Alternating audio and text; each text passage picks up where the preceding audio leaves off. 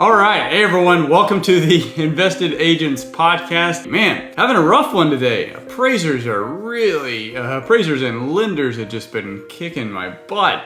We've had 3 deals just get hammered by appraisers and lenders. And I'm not talking about specifically like low appraisals. Thankfully, haven't had any of that in a while.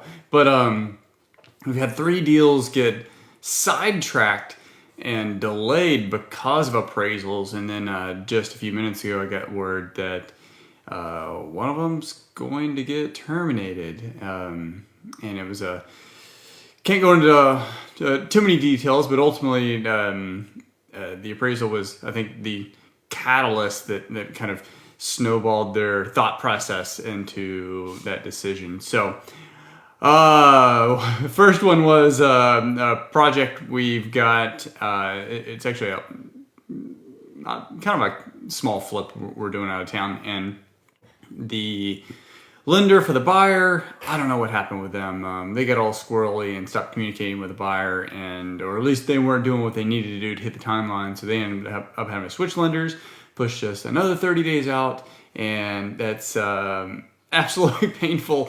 Whenever you're earmarking certain funds and you're planning on a project being like in and out, and then all of a sudden they're like, hey, yeah, all that money you put forward to your flip, you've got to wait another 30 days for it.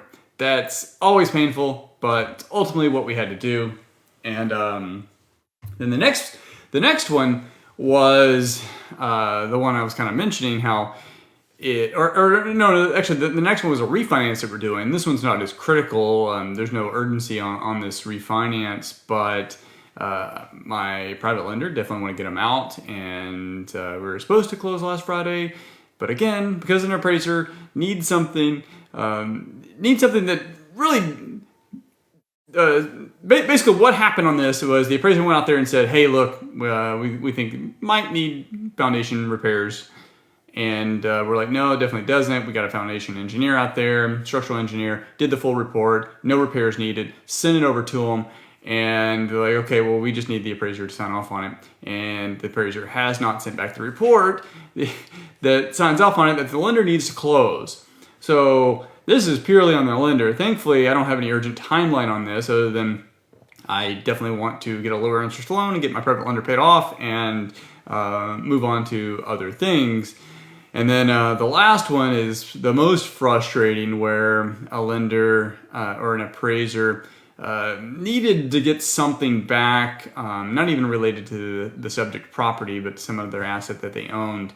And because of a delay in getting that, it caused some other events to happen, and then now the buyer's just bailing the whole thing. So that's incredibly frustrating. And but what can you do? Not a lot, unfortunately, with appraisers. They hold a massive amount of power and influence on the whole timeline. And lenders, they're going to wait for certain things, and until the file has hit a certain benchmark, they pretty much stop on everything else, and that adds to extra frustration because they're going to focus all their efforts on things that are closing and moving on until that particular appraiser gets whatever they need, and then they'll move on to the next step. So that's frustrating, but one important lesson is you don't want your business to get tied up to one particular deal or one set of deals that have to close in order for you to continue doing whatever you plan on doing. Now, in certain things that can happen, and obviously if you've got a big deal, you're expecting that to close so you can redeploy funds into something else, that certainly can happen, but you need to have contingency plans, reserve funds, or just whatever type of contingency plans in case that doesn't happen, or it doesn't happen when it's supposed to happen, because closings get delayed all the time. And when 3 of them get delayed, it's really frustrating, but that's just the nature of our business, right?